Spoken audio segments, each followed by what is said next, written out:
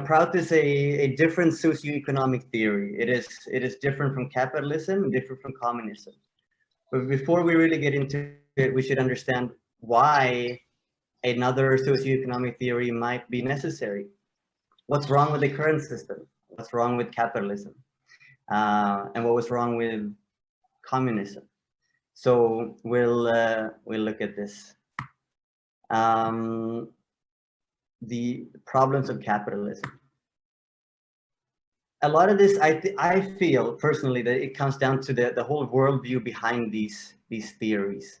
So capitalism is kind of the self-centered worldview. Every man for himself. Those who have the opportunity, those who are born in rich countries, those who are born in rich families, or those who have extreme capability to create something, to do something, they of course do, and they do it for themselves, which is perfectly fine. When we all have self-interest, and that's perfectly fine.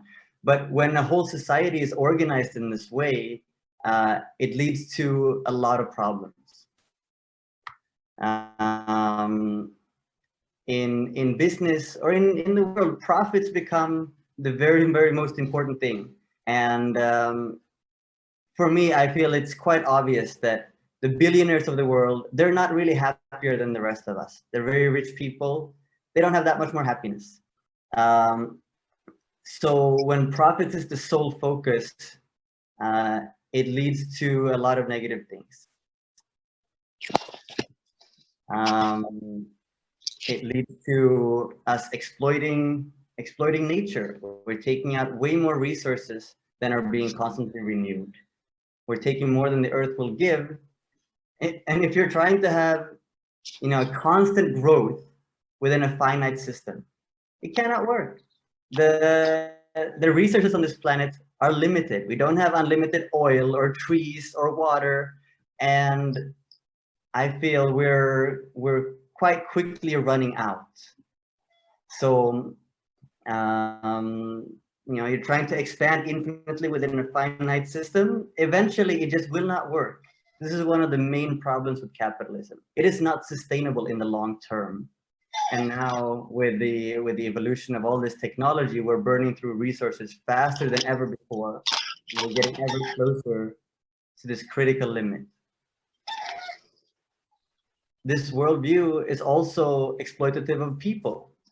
When profits are more important than people, then it makes perfect sense to push worker salaries down as far as they can possibly go, to pay farmers virtually zero for their produce, and to buy huge machines that replaces 90% of your workforce so that you can have more profits for yourself, even though hundreds of people are laid off and now have no proper work.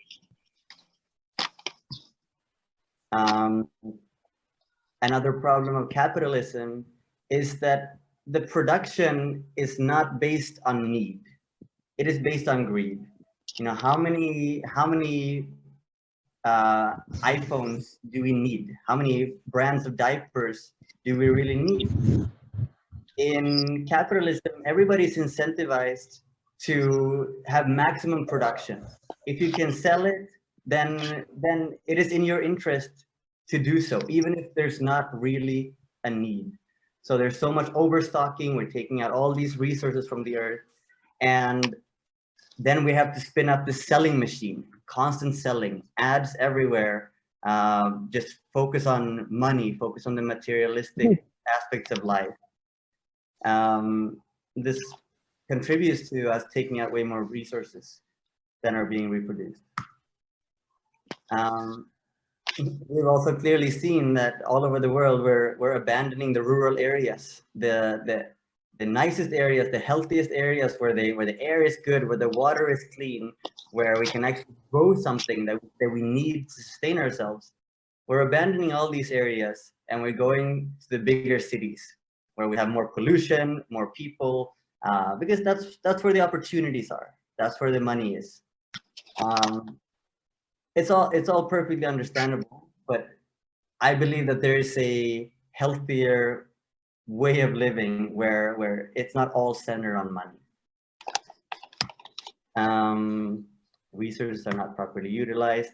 And there's, of course, a very big difference between the rich of the world and the poor of the world. And when you have a finite system with limited resources, such as this planet, at a certain point, when some people gather too much land, too much money, too much stuff, it means there's not enough for everyone.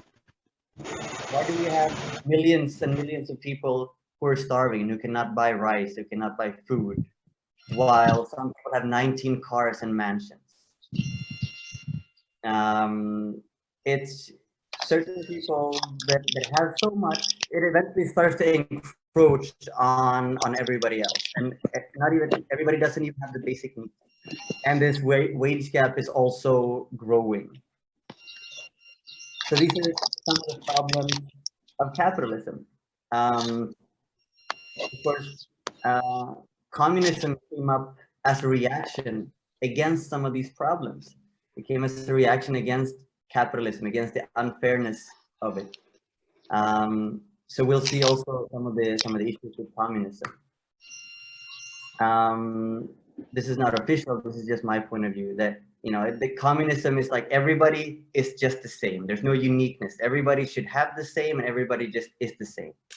Now, I believe we're all equal. That we all have equal intrinsic value, but we're also all unique.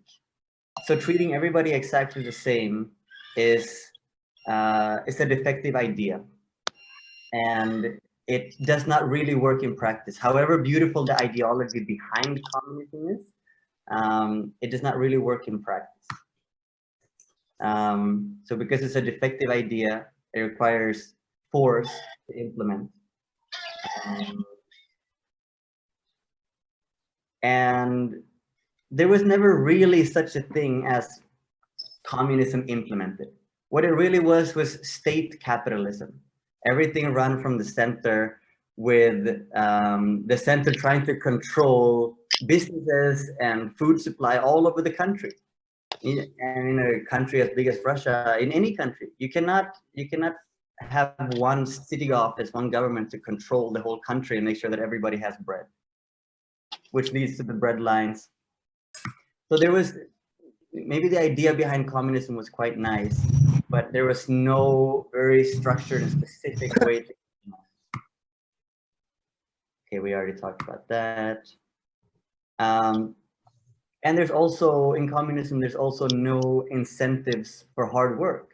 So if you have some capability, if you want to work hard, you want to serve society, you want to do something for yourself or for society, there's just no extra incentive to do that.